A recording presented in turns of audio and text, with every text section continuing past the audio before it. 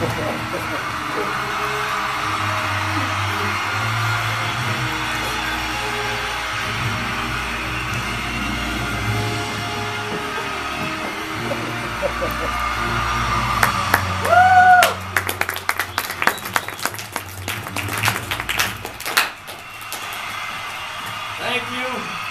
Thank y'all.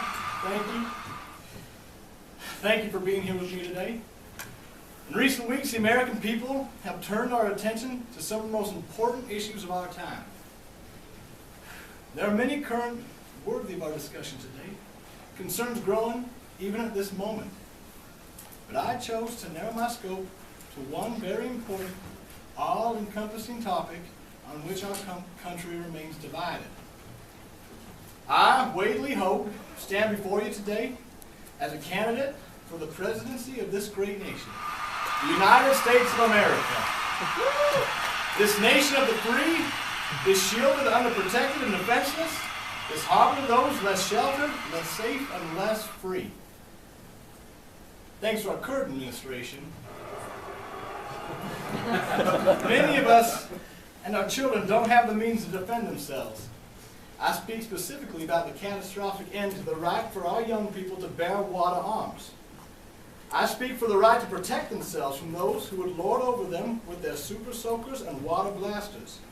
This right was taken from them, and their parents are left with the responsibility to provide protection 24 hours a day, 7 days a week, and for individuals with more than one child, this has become a full-time job, and for teachers, a nearly impossible task.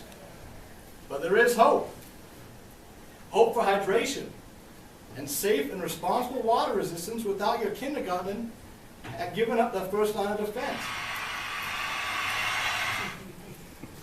Our current administration has taken advantage of a common American fear. In order to secure their future in the political office, they've abused your trust and callously disregarded how important it is for each and every American child to exercise control over their own lives and over the lives of their own water weapons. This administration's careless strategies and subsequent policies have disarmed our youth and deprived them of their right to defend their front lawn and neighborhood alleyways. This administration has lost its vision for our future. Most recently, as I'm sure you all know, our Commander-in-Chief enacted one of the most blatantly irresponsible and anti-hydrous bills in history. This bill imposes an age limit on all water weaponry, taking from nearly every young person under the age of 18 their right to freely defend themselves against the most common of criminals. That American fear I mentioned, the water bully. I am certain that each one of you know who I'm talking about because we've all experienced this bully. The bully whose reckless contempt for even basic water safety rules is outgunned only by his or her monster appetite for lukewarm temperatures and dry, unarmed victims. These water aggressors have lost all desire for playful Saturday afternoon water fights with friends and family. They are no longer pacified by the unlimited access to the garden hose, small and aimless water balloons, or the easily wasted gallon bucket. They have moved out of their own neighborhoods and away from the restrictive faucets of traditional squirt guns. Even the pool-friendly, durable double-barrel system machine doesn't sustain the kind of ammo-ready firepower they thirst for. Instead, they've moved up. They now have access to weapons of mass destruction of dryness. We don't like that. With dangerous and intimidating names like Water Warriors Drenching Blast, Colossus 2, and the Nerf Super Soaker Extreme Hydro Pack. Yes, that seemingly endless water arsenal. This is shocking and unacceptable. Many of you have witnessed this shameless water bullying that victimizes our helpless children and sends them half-drowned into their mother's arms. You might ask yourself, how did this happen? We have laws. We do have laws. Laws that do not work. The current administration claims that this bill is waterproof. The hydro-liberal party has even gone as far as saying it is watertight. I disagree.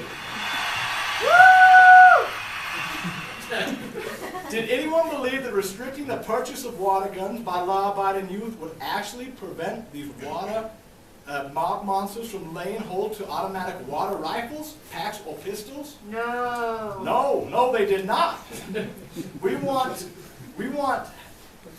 to let parents know that we believe in them. We know that they can be trusted, but they need our help. We know how weak parents can be in the face of relentless and unceasing whining. It is time that law-abiding parents be buoyed and supported by our governments. Yeah. Yeah, we need that. We need that.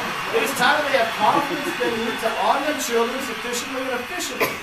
It is time that their tears are dried and they are assured that no more money will be wasted on clothes that are destroyed by the ruthless torrent of water aimed at their first graders. It is time that they be allowed to legally provide a floodline of defense to their youngsters without the fear that comes from disobedience to the law. Amen. Woo!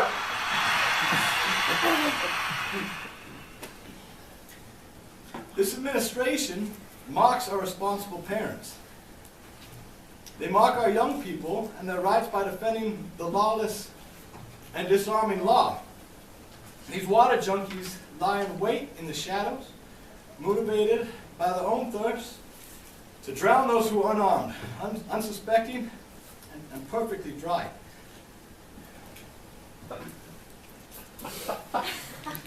Thank you. This administration will try and tell you that there's a water shortage and that water fights must be supervised and safe for post-adolescent years, when water activity can be curtailed and undertaken responsibly. But I believe that if all are armed, then we will save our water resources, and that less water will be used because raging water spenders will be too afraid. Trigger happiness will be a thing of the past, and only those prepared for the consequences, only those smart enough and brave enough to outwit their enemy will be caught in the crossfire. But they will be armed, prepared, and trained. These small-scale destabilizers will be quieted by the brave, heroic counterparts that will flee back in the shadows, fearful of retaliation, fearful of drenched clothes and hair, fearful of the steady stream of retribution. And there will be a ceasefire heard across this great nation. Woo! The sound of our children being free. Yeah.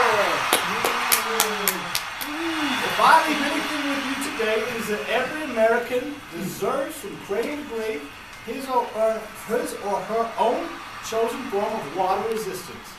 Every American youth need not be afraid of returning home, only to reveal to mom and dad that yet another new pair of sneakers have been ruined. Every American kindergartner has a right to hold their head up high, super soaker strapped courageously across their body. Every young American woman was born with the right to carry concealed in her teeny little handbag the only weapon that's standing between a jealous cheerleading assailant and another good hair day. These are the rights of our young people. These are our rights since birth. Yeah. Let us band together and take a noble stand. Let us dream of a new America with new ideals, a new sense of safety under water pressure. Safety for us all, including our infants, toddlers, preteens, and teens alike. Let us fight.